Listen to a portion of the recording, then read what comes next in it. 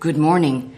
Unfortunately, I can't be there with you this morning, but I'm here with you. That's what counts. Okay, so we are still in our series. We're looking at the houses of Judah and Israel. And you'll have to forgive me, this is a little bit of a foreign setup here, so I'm trying to do the best I can. So we're going to get as much help as we can in these messages from archaeology, from there's a subfield, archaeogenetics, DNA, secular, and modern history. We're going to combine all this. And I realize that a lot of times people, when they come to this subject, there's a lot of questions. So hopefully along the way, I'm going to answer some of them. We know from the Assyrian records and the Bible that the northern kingdom was carried away in multiple waves. The southern kingdom will suffer a different fate, but later. So I want to start by reminding those people who are tuned in who may have not heard the distinction between the house of Israel, which is the northern kingdom, and Judah, which is the southern kingdom. And these are not synonymous. Unfortunately, we're going to see as we get closer and closer into the minutiae of things that this is where people get terribly mixed up. But I want to start by looking at a passage from the book of Hosea, and it's in the first chapter of Hosea. And I'm going to actually be reading from the NIV, although I have my King James in front of me. I'm going to be reading from the NIV. So, Hosea 1, beginning at verse 2, when the Lord began to speak through Hosea, the Lord said to him, "Go, take yourself an adulterous wife and children of unfaithfulness, because the land is guilty of the vilest adultery in departing from the Lord." So he married Gomer, daughter of Diblaim. She conceived and bore him a son. Then the Lord said to Hosea, "Call him Jezreel, because I will soon punish the house of Jehu for the massacre at Jezreel, and I will put an end to the kingdom of Israel." And that name, by the way, Jezreel, means scattered. So then he goes on to say, "In that day I will break Israel's bow in the valley of Jezreel." Gomer conceived again, gave birth to a daughter. Then the Lord said to Hosea, "Call her Lo Ruhamah, for I will no longer show love to the house of Israel, that I should at all forgive them. Yet I will show love to the house of Judah, and I will save them, not by bow, sword, or battle, or horses, or horsemen, but by the Lord their God." And after she had weaned Lo Ruhamah, Gomer had another son. The Lord said, "Call him Lo Ami." So Lo Ruhamah, no mercy, Lo Ami, not my people. It says, "For you are not my people, and I'm not your God." So that kind of gives you the background for the two houses, scattered, no mercy, and it's very, very clear that this pattern actually is what is going to happen. But lest everybody thinks this is a picture of gloom and doom, if you read the 10th verse, 10 through 12, that's looking to a future time. "Yet the Israelites will, like the sand on the seashore, which cannot be measured or counted, in the place where I said to them, 'You are not my people,' they will be called sons of the living God. The people of Judah and the people of Israel will be reunited, and they will appoint one leader and will come up out of the land, for great will be the day of Jezreel." So it's not all gloom and doom. However, a little bit later in Hosea, we read of something that is the prophecy of the northern kingdom. That is in the 13th chapter. We're going to do a lot of spinning as usual. In the 13th chapter and verse 16, "The people of Samaria must bear their guilt because they have rebelled against God. They will fall by the sword, their little ones be dashed to the ground, and their pregnant women ripped open." It's pretty graphic, saying, I've had it. The time for being able to repent and turn around has passed. Now, there's another passage that I'd like us to look at out of Ezekiel. And these kind of all line up to give background, which I think is pretty important. So let me read here.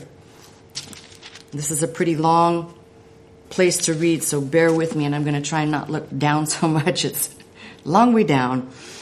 So Ezekiel 23, and I'm almost tempted to read it in the King James. It has a little bit of an interesting rhyme to it. But if you have a header in your Bible, in the NIV rather, it says, 2 adulterous sisters. The word of the Lord came to me, Son of man, there were 2 women, daughters of the same mother. They became prostitutes in Egypt, engaging in prostitution from their youth.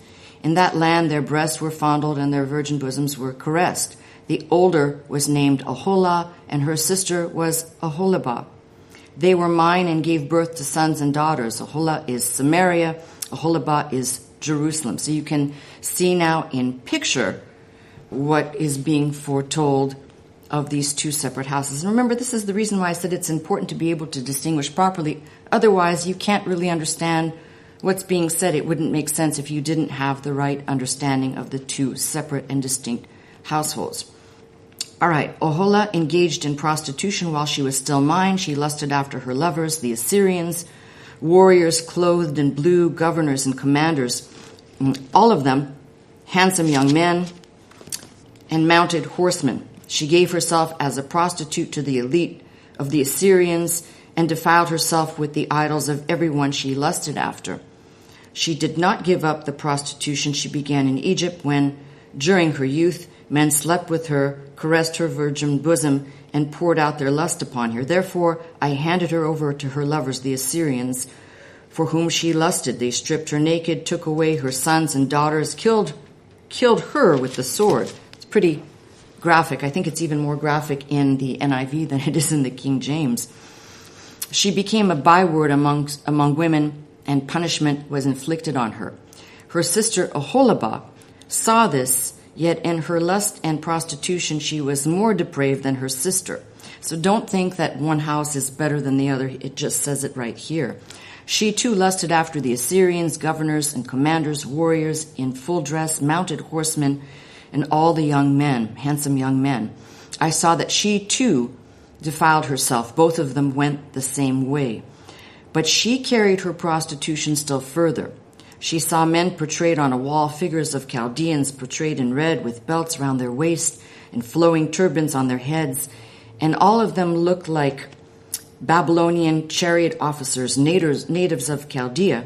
As soon as she saw them, she lusted after them. She sent messengers to them in Chaldea. Then the Babylonians came to her to the bed of love, and in their lust they defiled her. After she had been defiled by them, she turned away from them in disgust. When she carried on her prostitution openly and exposed her nakedness, I turned away from her in disgust, just as I turned away from her sister. So you have to remember that politically speaking, both kingdoms, if you read the history, you'll find that each not only was so depraved in idol worship and intermarriage and other things, but kings were paying tribute to their enemies. Instead of standing their guard, live free or die, they were paying tribute to their enemies to keep them at bay, which, quite frankly, if you have an army, that kind of looks a little bit cowardly, in my opinion. Let's continue on. So, yet she became more promiscuous as she recalled the days of her youth when she was a prostitute in Egypt. There she lusted after her lovers, whose genitals were like those of donkeys and whose emissions was like that of horses. So you long for the lewdness of your youth, when in Egypt your bosom was caressed and your young breast fondled. This is a pretty graphic picture being painted by the prophet Ezekiel.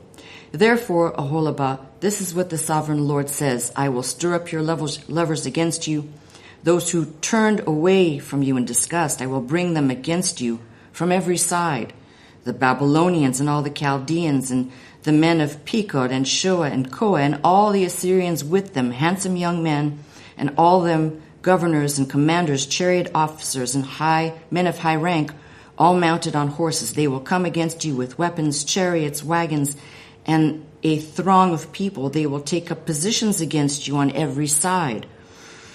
It doesn't sound very good. With large and small shields and helmets. I will turn you over to them for punishment, and they will punish you according to their standards. I will direct my jealous anger against you, and they will deal with you in fury. They will cut off your noses and your ears, and those of you who are left will fall by the sword.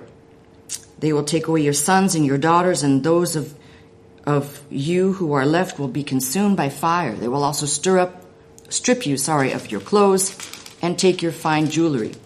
So I put a stop to their lewdness and prostitution you began in Egypt. You will not look on these things with longing or remember Egypt anymore, for this is what the sovereign Lord says. I am about to hand you over to those you hate, to those that turned away from you in disgust. They will deal with you in hatred and take away everything you have worked for. They will leave you naked and bare, and the shame of your prostitution will be exposed. Your lewdness and promiscuity have brought this upon you, because you lusted after the nations and defiled yourself with their idols. You have gone the way of your sister, so I will put her cup into your hand, and this is what the sovereign Lord says. You will drink your sister's cup, a cup large and deep. It will bring scorn and derision, for it holds so much. It will be filled with drunkenness and sorrow, the cup of ruin and desolation, the cup of your sister Samaria. You will drink it and drain it dry, and you will dash it to pieces and tear your breasts. I have spoken, declares the sovereign Lord. And if you keep reading the rest of this chapter, it really does give you, as I said, a graphic picture. None of this is just a little slap on the hands. It's God saying, I have had enough, I'm going to put it in. And it's repeated, by the way, to the end of the chapter. I will put an end, I will put an end, I will put an end. So it's tragic that God has to be put in this position, but we know that this is the foretelling of of both kingdoms, the fate of both kingdoms. However, we are focusing on the northern kingdom, and we know it was besieged and attacked by Assyrians. We know that Tiglath-Pileser III rose to power in 745 BC. Much of his activities are recorded in the Assyrian records, and to help fill out some of this, I've taken the liberty to kind of blend a little bit of Bible and a little bit of the secular to kind of round this out. So, like I said, he came to power in 745 BC, but the bulk of the deportations of the north, and I say the bulk because there were actually several waves, started about 740. We're only talking right now and focused on the northern kingdom, not any of the other places that the Assyrians may have attacked.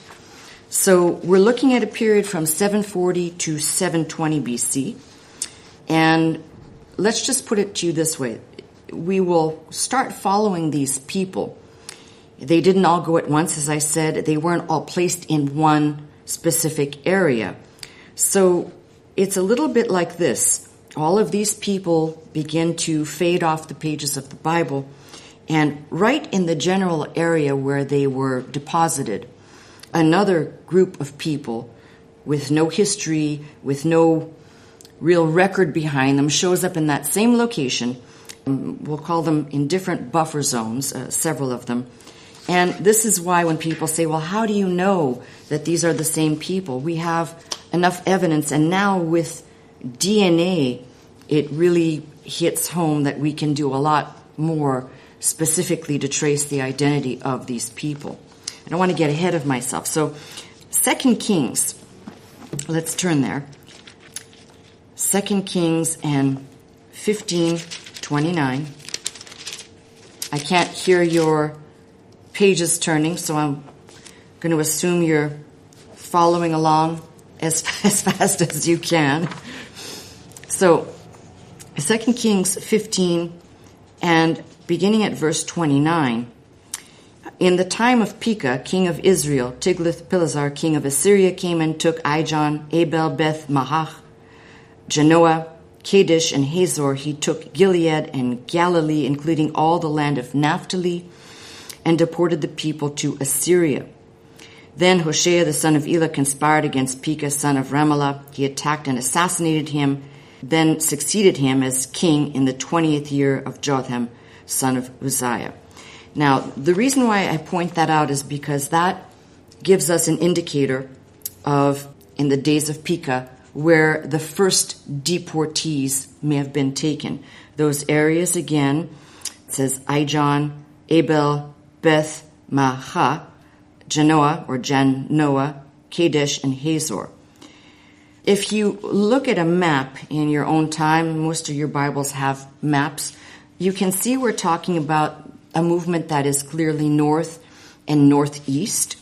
Then we read again in 2 Kings, just a chapter, 2 chapters away, 17:6, 2 Kings 17:6.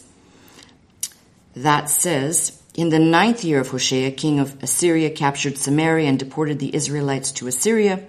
He settled them in Hala, in Gozan, on the river, on the Hebron River, and in the towns of the Medes. So you've got a second area where these people were deposited.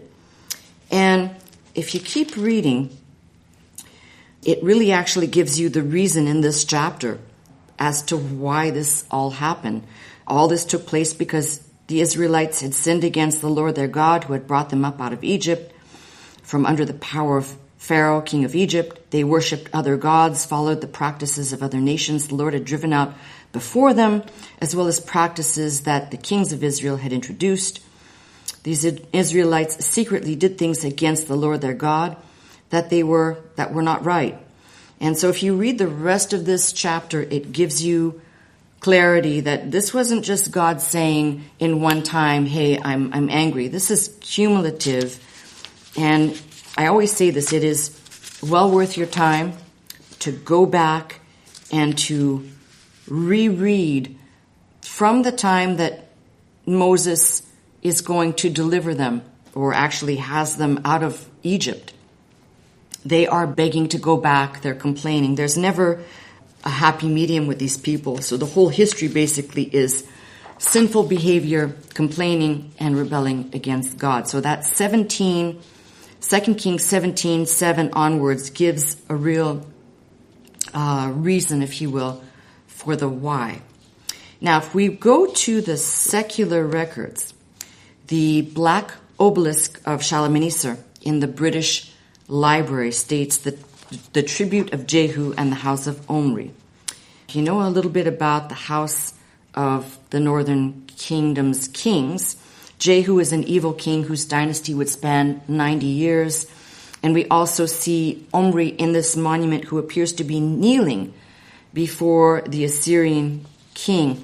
And why this is important, I'm mentioning this because these are, we'll call them secular evidences. A lot of times people are following these chronicles, if you will, of the lost tribes, and the first thing they say is it's great conjecture and there's no history and we can't back anything up. So I begin by saying the Assyrians were very good to document both in their written record, and of course they love to inscribe in carvings and reliefs. So we have good records of the names of kings that are associated with this period, and some other insight that really kind of brings it home.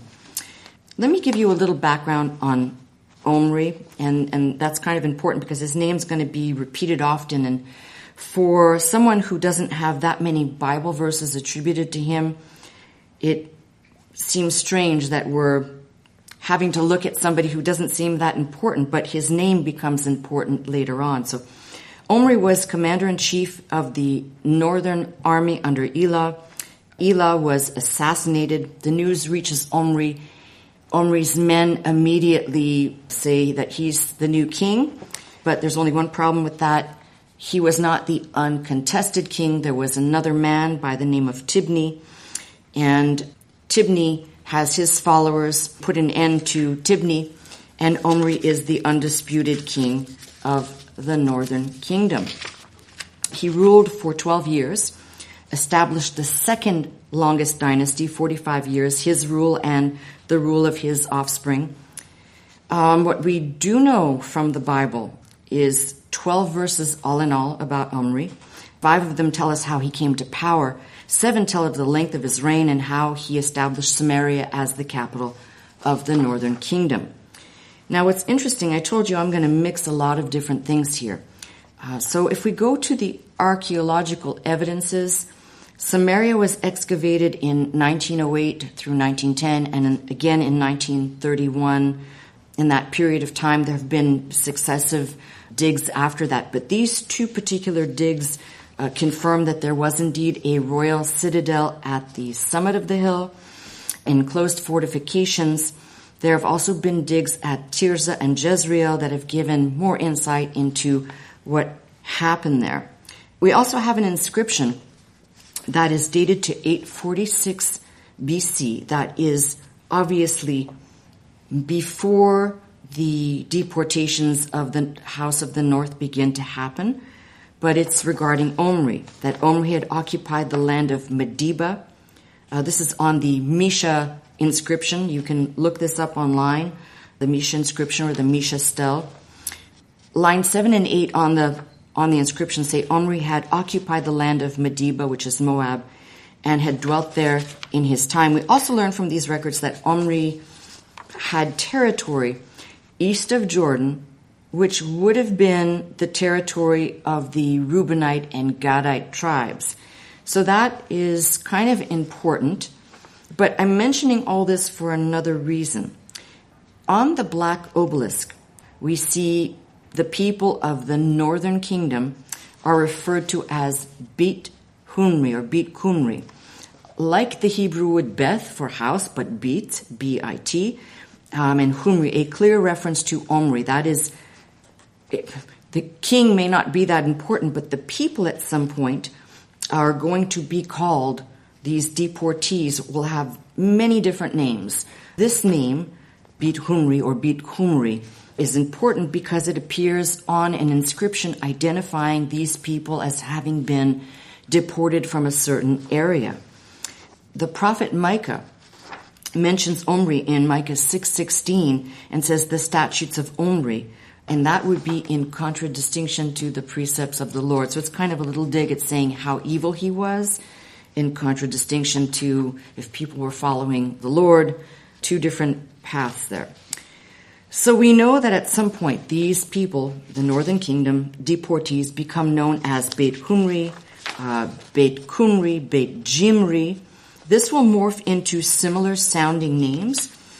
Most importantly, another archaeological piece of evidence called the Beastan Rock I've mentioned before, which gives great clarity to something. Names appearing on the rock inscription are the Saka, Scythians, Sumerians, and Jimri or Omri. We're not quite sure, but Jimri and Omri or Himri and Omri are the same. So the reason for pointing this out is that a lot of people say, oh, these are different people, they are not related, or they were not in the same area, but as we trace them, you will see their connections, they are related in some capacity. Then we'll see subgroups.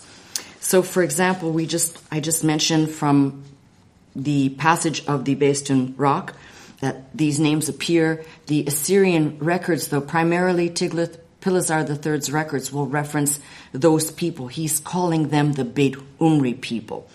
Then you've got subgroups bearing the name Saka, which we looked at, sons of Isaac, Saka Suni, will also be known as Saka Scythians, and perhaps, we'll say this, perhaps these people, all of these people, and I need to keep reminding as I go, they will all eventually forget their homeland, they will forget their traditions.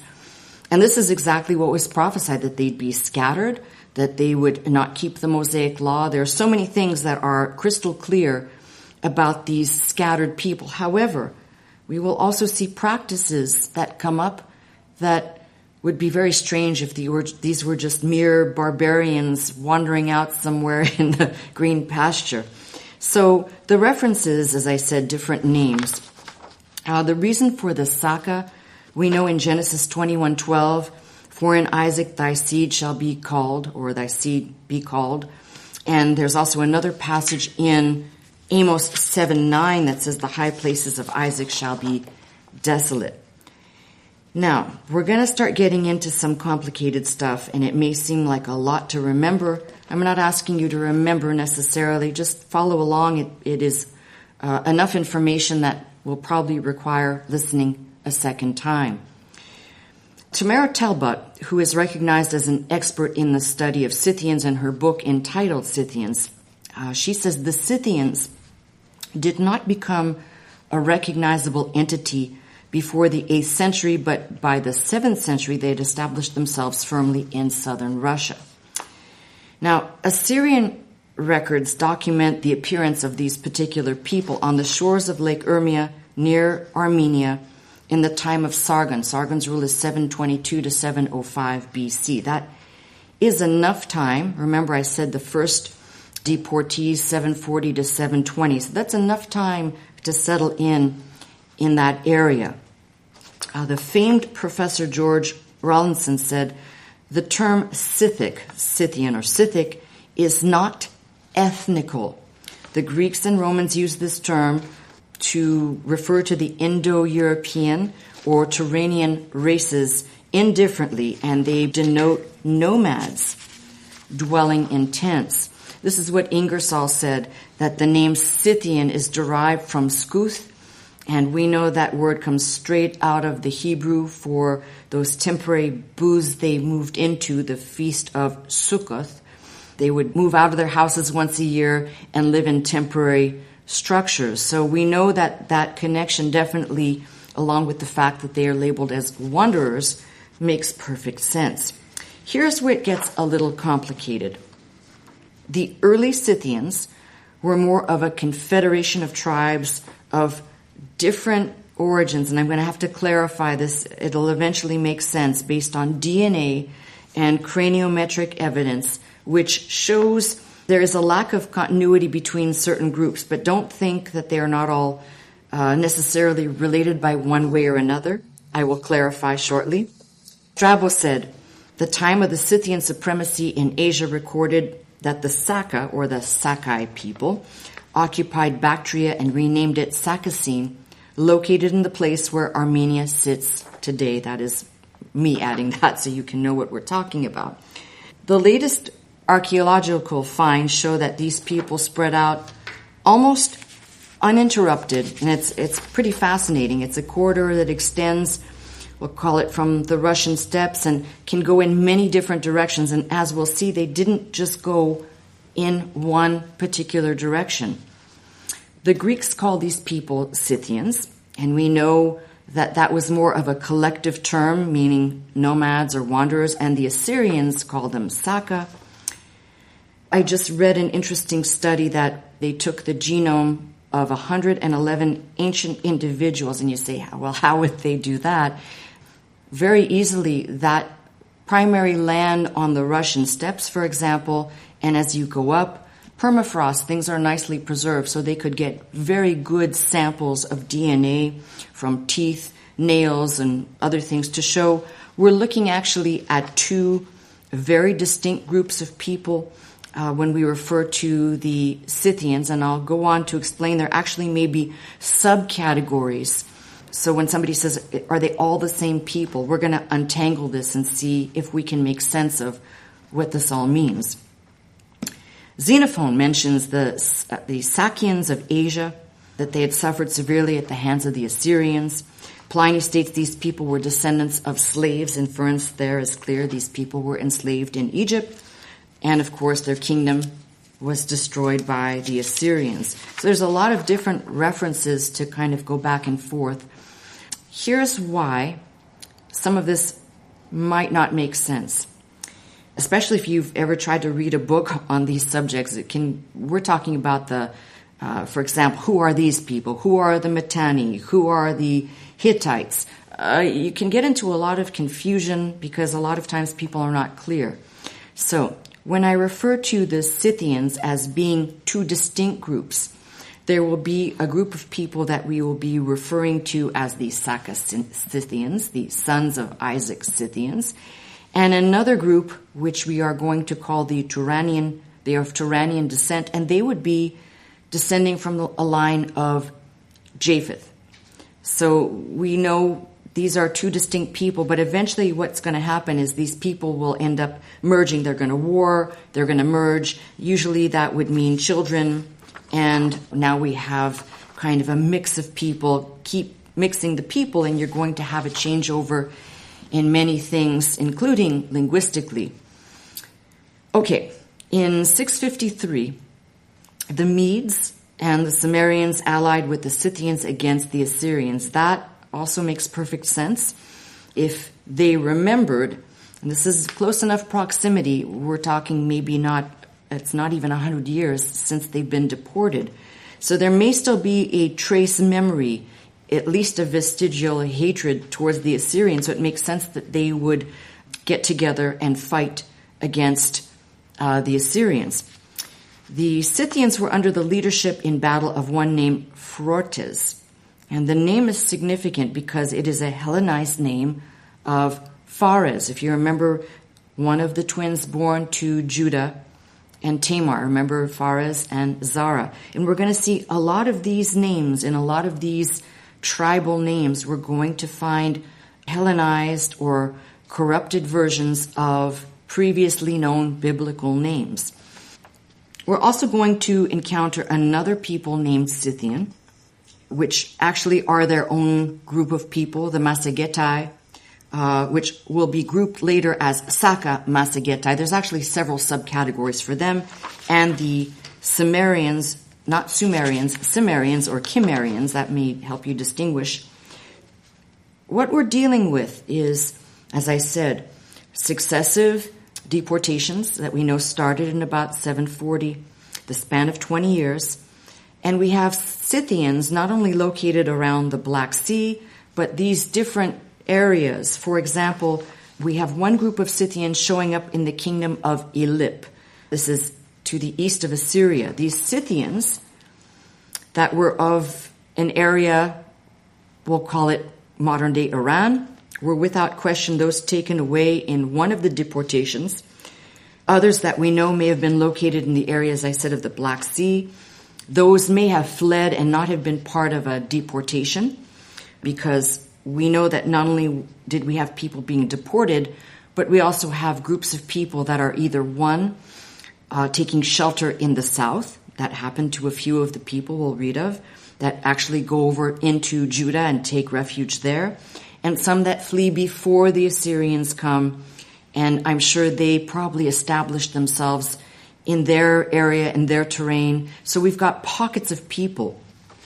Tamara Rice, again, says that the area that they settled in, present day what would be Azerbaijan, the kingdom of Urartu, was there and had crumbled.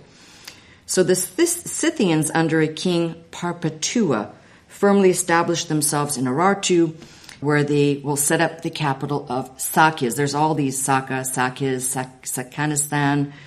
But what's important here, I just want to make mention of one thing. I just mentioned the king Parpetua. His name will come up in another message. Interestingly enough, his name may actually start with a B and not a P. A lot of Semitic languages, the B and P are interchangeable. And if that is the case, his name would actually be part of a group of names that we'll look at in future messages that look like the Hebrew word for covenant, berit. But the PRT or the BRT of Perpetua is in his name. We'll see, as I said, a lot of these. Okay, not an accident either that this king in Perpetua in 672 BC, he asks for the hand of Esarhaddon's daughter to make a treaty of alliance. And now you have this, we'll call it a commingling once more, and in the strangest way, but a treaty of alliance, which was common. But now you're going to have a commingling once more of two different people, two different, when we come to DNA, they will be called haplogroups. In 624, the Scythians launched an invasion into Asia Minor and Media, and by 612, the last bastion of the Assyrian Empire will crumble, that is Nineveh. And of course, you go back and you read the story of Jonah, who was sent there to preach repentance, and that kept them at bay for a time, but 612 and the kingdom of Nineveh, and the empire for that matter, are no more. In 2 Kings 15:29, it says they were taken to Assyria and the city of Medes, northern Iran.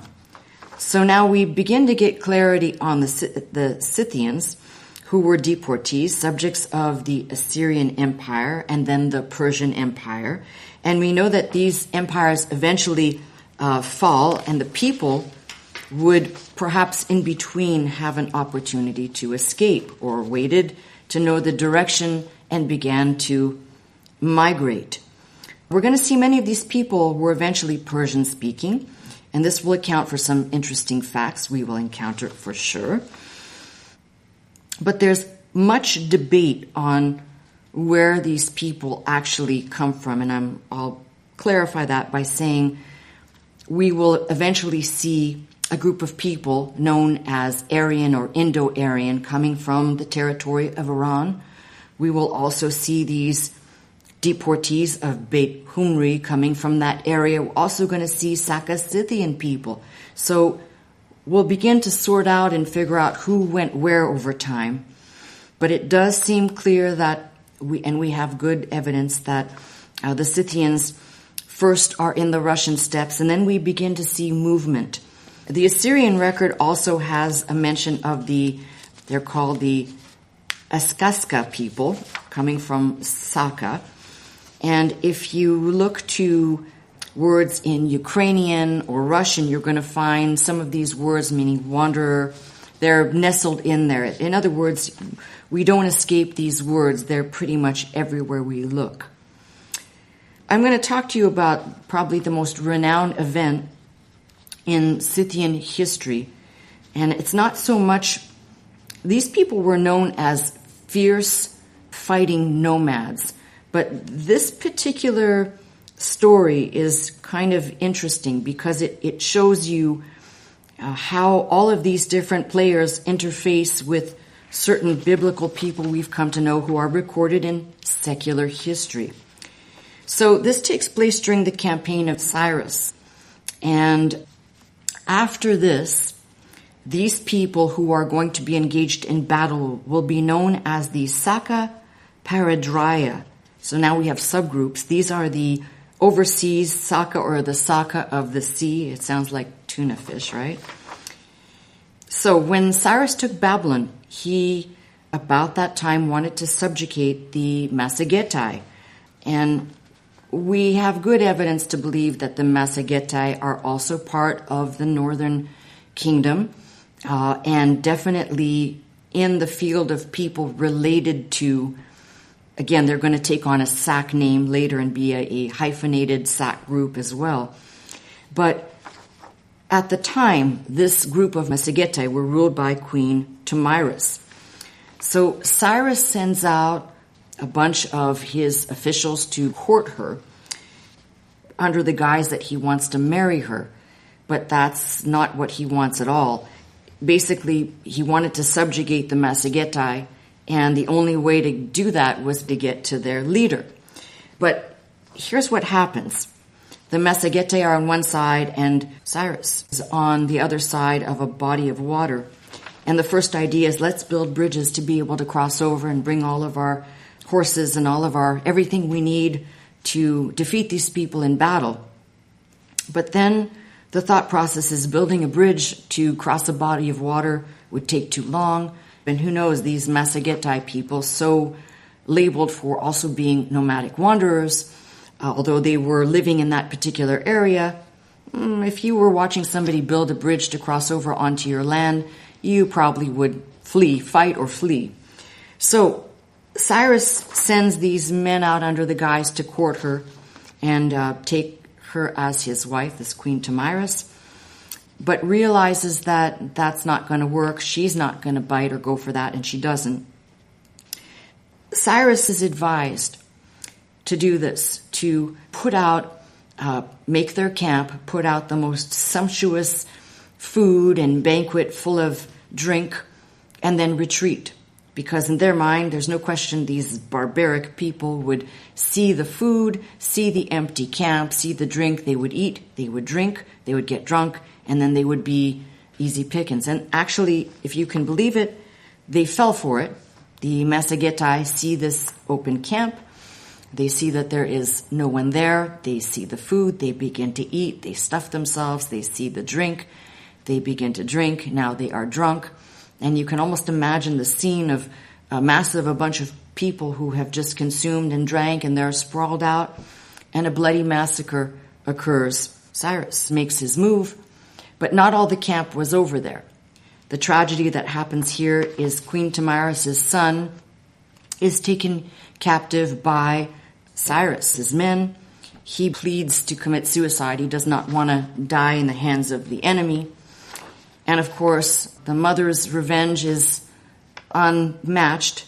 She calculates what she needs to do and turns around and gives the Persian army quite a slaughtering. Basically, she sends a message to Cyrus, which he ignores, but later sends again, challenging him to a second battle in which, in the eyes of the Persians, they were thinking, well, of course, the battle's already won. This is silly, but of course we agree to a rematch.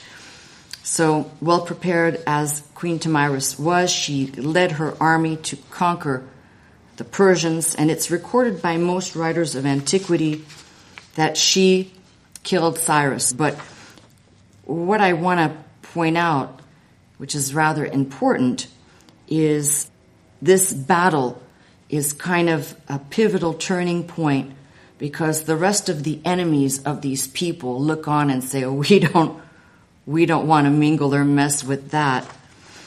So her clan, called the Massagetai, are also called Saka Tigrahauda. And this is in reference to the fact that they wore pointed caps, and the more senior, the more high-ranking you were, the taller the cap. I guess that's maybe where dunce cap comes from. I don't know. But there's actually an image, a bas-relief of this particular group of people. They look a little strange, but it's worthwhile if you can see some of these items, archaeological finds online. They are really helpful to kind of put life on the history of all this. We can also see something else. Tamiris' name. Think of the T-M-R, Tamiris. We believe that her name is probably a Hellenization of the Hebrew name Tamar, which is biblical. So it's kind of interesting. We'll also encounter from the same Saka group the leader named Salius, which is just like King Saul. And what I want us today, I want to leave you with this idea, which is very, very clear to me as we start to see how these groups moved. And I don't want anyone to think that I am, because I'm very clear on the terminology of North and South, these people of the Northern Kingdom will not be identified as Jewish. These people of the Northern Kingdom will not be identified as anything else except, best place to say this, Gentiles, or what was promised to Abraham, a Gadol Goyim, nations. And it may not seem clear immediately, but what we really see is God's hand when God said, I'm going to scatter these people, and we will follow their journeys and just how far they were scattered. It becomes abundantly clear that the promise of descendants as sand of the sea, as stars in the sky, obviously was made good on. Now, if God can be in control and have his hand in history, and we watch these different groups that are popping up everywhere, and they eventually, not now, but eventually, some of these groups will be heralders of the gospel and will give us clarity when we understand the diversity of people, where they went, what happened to them. It might make sense, and I'll keep repeating this, as to why I said don't be surprised when at the last the house of Judah and the house of Israel become one stick in the hand of God. Don't be surprised at who comes forward to worship at the mount. We often have this stereotypical idea that we know who these people might be, but we don't. We're not judges. We cannot see or tell specifically from the past, I would say equally from the present, and nor to the future. So it's imperative that we look at all this information and realize God's hand on history, the unfolding of this history, and perhaps clarity that comes on one other issue. When people talk about this is impossible that these could be people from the lost tribes of Israel. And no, it's not impossible when we begin to examine the, as I said, archaeology. And more there are digs confirming the DNA and the DNA between the earth in the ground and the DNA that we're encountering. We have very clear pictures of who these people were. Now, in many cases, we don't have remains to go by, but where we do, well-preserved remains giving us the DNA or well-preserved digs, we will look at all this evidence and for the next few messages at least, see with great clarity. These indeed are the people identified as the lost tribes, and as we follow their journey, we will also see prophecy uttered initially coming to pass, bringing clarity to God's control, past, present, and future. That's my message. I'm Pastor Melissa Scott, pastor of Faith Center, Glendale, California. I teach every Sunday morning at 11 a.m. If you'd like to attend services with us, simply call the 800 number, that is 800-338-3030, to join us. If you'd like to watch, listen, and learn 24 hours a day, simply log on to our website at www.pastormelissascott.com.